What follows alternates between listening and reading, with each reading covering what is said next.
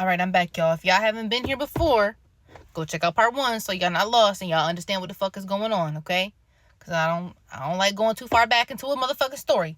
All I'm gonna say is where we left off at is her shit was still in the car, and this motherfucker was still playing games like he ain't know what the fuck was going on and acting like she was ignoring him, right? And I gave him till a certain weekend.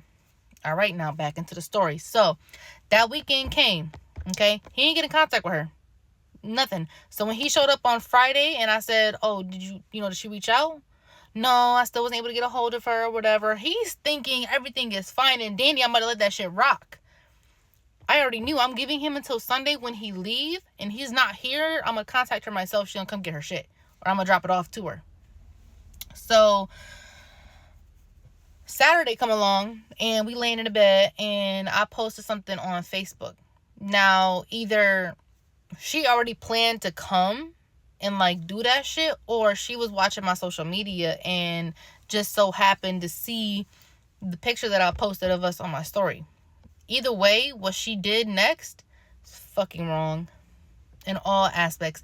Not wrong to the point where like she got her shit back, but wrong to the point of you ain't have to steal my shit, boo-boo. So we laying in the bed, somebody come banging on the door.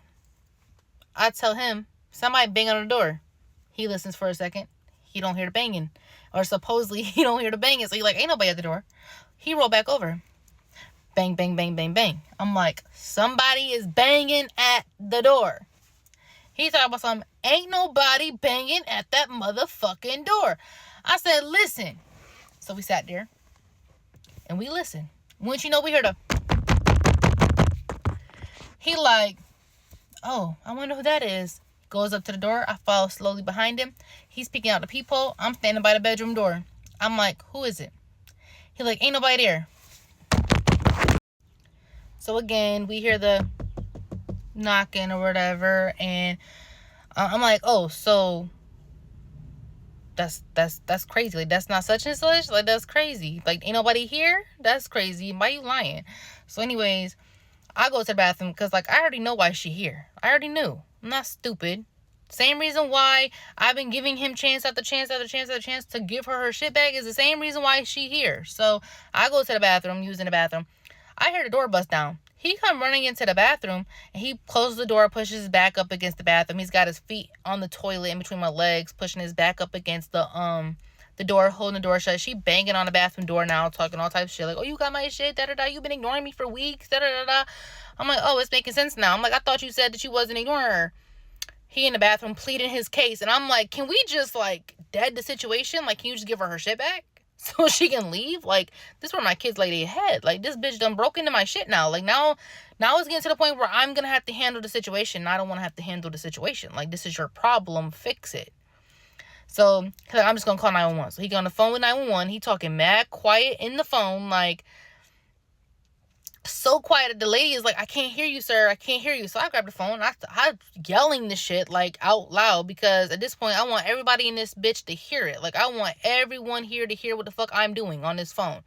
So, they must have heard it. Because it wasn't just her. Or at least, she made it seem like it wasn't just her. I'm not sure if it was more than one person. But somehow they got the keys, they went downstairs, they took the stuff out of the car and they put it in the next car or whatever, and all of a sudden you hear the police come in. Now the police come in, they have our keys in their hand. They talking about some, oh, these y'all keys. We asked them how they got the keys. They talk about some, oh, somebody walked past us, dropped them on the floor, we picked them up, we came upstairs with them. I'm like, well, that's the person that broke in, like, the fuck. So they like, oh, okay, so what we gonna do is, y'all, he can he can file charges, but you can't because it's domestic violence or whatever, because they used to be together, da-da-da. Okay, that's fine. I don't care. It's not my problem, so I didn't give a fuck, because I've been trying to get him to give her shit back for, like, the past 2 weeks before that. So, like, to me, it wasn't a problem. Like, okay. Like, it is what it is. She did her big one. She came and got her shit back. At the time, I'm not knowing that she's, like, she did what she did. So, I'm like, okay, cool. She came and got her stuff back. Bet. She's gone. Like, there's no more problems, right? Wrong. So, he still filed the charges or whatever, because, he's trying to be petty. cool. I already knew what it was. Like, I already knew. So, at the time, you know, we like, okay, the door's broken. What we got to do now? Like, so the police left. We called the maintenance people. They came. They fixed the door. And basically, they told us that it's a good thing that he filed charges against her, because otherwise we would have had to pay out of pocket for the door. Whereas because we got the charges placed against her, the door is going to be fixed for free. Like, the city has to pay for it. Cool. Great. That's even better. Like, you're just putting the cherry on the cake for me right now. Like, great. Cool. So when they're done fixing the door, it's time for us to go get our kids. So we leave, we go get our kids, we're on our way back home, and I realized, shit, I didn't take any meat out. I didn't do none of that. Like, fuck, I had to feed my kids. Like, let me buy them some food. You know, all this stuff happened. It's been a crazy roller coaster of emotions. Like, let me just buy my baby some food and go home, call it a night, put on a movie. We can all just chill out for the rest of the night. Because, again, some negative, toxic bull crap happened behind him. Like, which me and my children are not used to. Like, this is not something that we do on a daily. This is not an okay thing for us. So I started looking around for my wallet, and I realized I don't have my wallet. I'm like, where the fuck my wallet at? Because it's no way that I don't have my wallet, because I'm very meticulous. I always put my wallet in one spot.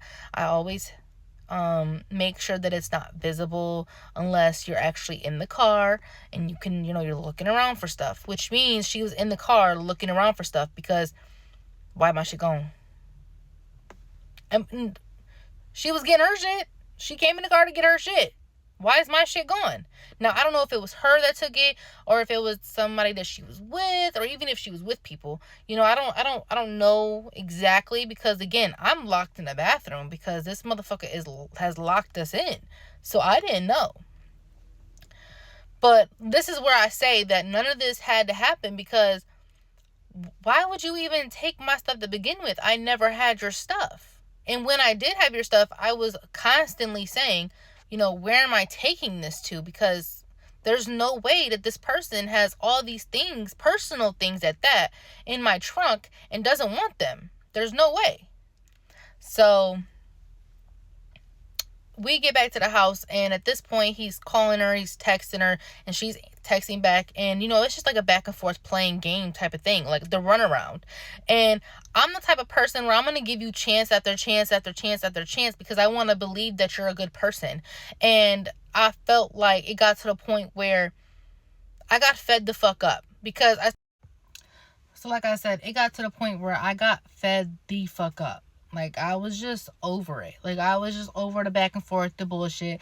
It was just too fucking much for me. So I asked him for the number, like, you know, just give me the number. He wasn't giving me the number, so I peeked over his shoulder, and I remembered the number, and I went and I called her in the hallway, because I felt like at that moment, like, maybe talking to me might have been able to de-escalate the situation, because of what he did. Like, what he did made her mad, made her do what the fuck she had to do. But I promise you, it didn't. Me calling her did not fix the situation. If anything, it made it escalate even more, to the point where I had to really step out of my character to handle the situation, which I don't do that very often. I don't, because I tried not to. It's very negative, and plus my kids are home at that point, and I was just like, I was so done with the day at the time. It's not even funny. So wait till y'all come back and listen to everything, okay? Because when y'all come back, that's where the crazy part really happens.